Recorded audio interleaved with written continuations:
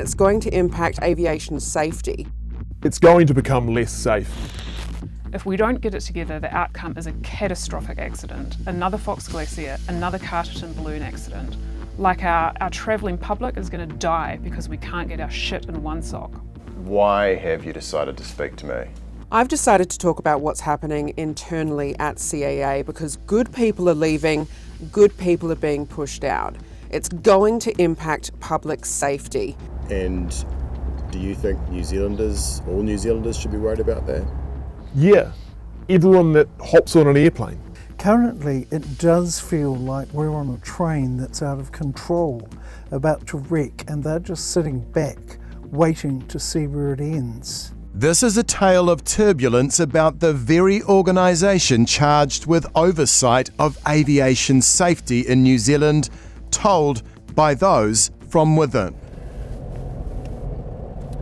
So this is a relatively unusual story because my sources are employees of a government organisation. It's rare for such staff to speak on the record to a journalist. Several are current Civil Avaition Authority members and others have recently departed the organisation. All are worried about what they say is serious dysfunction at the CAA, and they're also worried about the safety of ordinary New Zealanders. Now, as you can imagine, if they're identified, they fear that they could lose their jobs or face other serious repercussions, and so for that reason, I'll be concealing their identities. This woman is a current CAA employee. What is the culture like at CAA now? In places, it is horrendous, where I know there are people who simply will not go into the office because of the attitude and having to see certain people. There's a very, very toxic undercurrent there at the moment. So is this person. If we don't get it together, the outcome is a catastrophic accident. Whistleblowers from the CAA concerned about changes at the agency and about the way some leaders are treating staff. Managers have literally berated other people for their thoughts, their opinions, their views on things in front of other staff. So I've heard in meetings on the side people being referred to as effing idiots. Yeah, like that's one of the ones that sticks out for me. Useless is another one. And there was various written correspondence floating about just putting people down in other ways that would go out to multiple people in the organisation. They say speaking up leads to being targeted.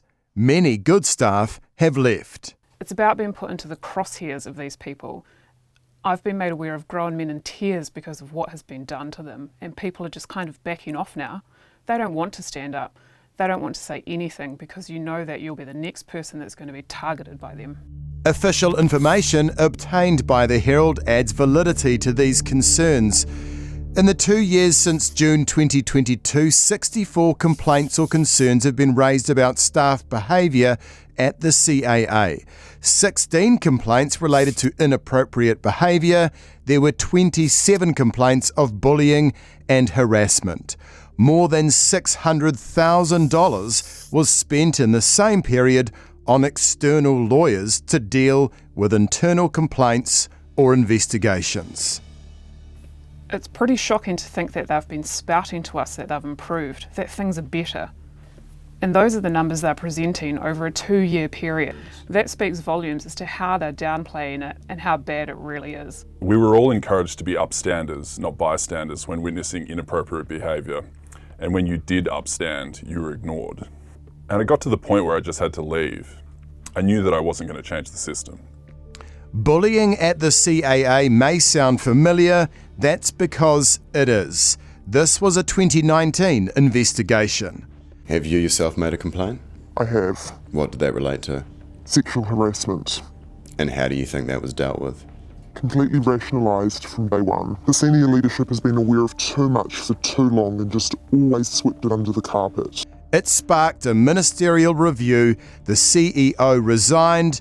The board chair was effectively sacked. The focus after that, according to a 2022 CAA press statement, was growing a respectful, safe and inclusive workplace. Our sources say that has not happened. What's happening internally at CAA is creating a situation where the work is being overshadowed by the toxic culture. People are being led by fear. This current CAA staff member agrees. I can honestly say that we don't have leaders. They do not lead. They're not people. They run the place with an iron fist and fear. They're hierarchical. As does this woman who recently left. If someone raises a concern, be very careful. You will be exited. That's why a lot of people don't want to speak up anymore. The CAA's director, Keith Manch, who's been made aware of issues of culture, hasn't always acted, according to our whistleblowers. I would describe the director as asleep at the wheel. He is acutely aware of the higher level, more serious, in-depth bullying complaints. He's been made aware of them. I know of 5 people that had raised serious concerns. All of them have spoken to the director and he has done nothing about it. This current employee agrees. We refer to him as Joe Biden. He is like, I don't even know how else to explain him, is that he's just there and he just does nothing. But this is not just about internal friction and inaction at CAA. A current staff member who we met in Auckland says the agency's safety and investigation teams have had multiple changes. It's the direction CAA is taking, which is what troubles him most. The culture or the direction of the organisation has changed from being more of a safety regulator, if you like, to a compliance and enforcement type regulator. And so we've sort of turned our back on that now and gone more towards a punitive type approach. Our sources say that's a serious concern because CAA has always encouraged aviation operators to freely report all incidents like near misses or problems without fear of being punished, so it can learn and proactively make safety improvements. They say the focus on prosecutions will lead to industry backing away. We're seeing a huge decline in reporting because they are fearful of reporting. And it's feared that could have dire consequences.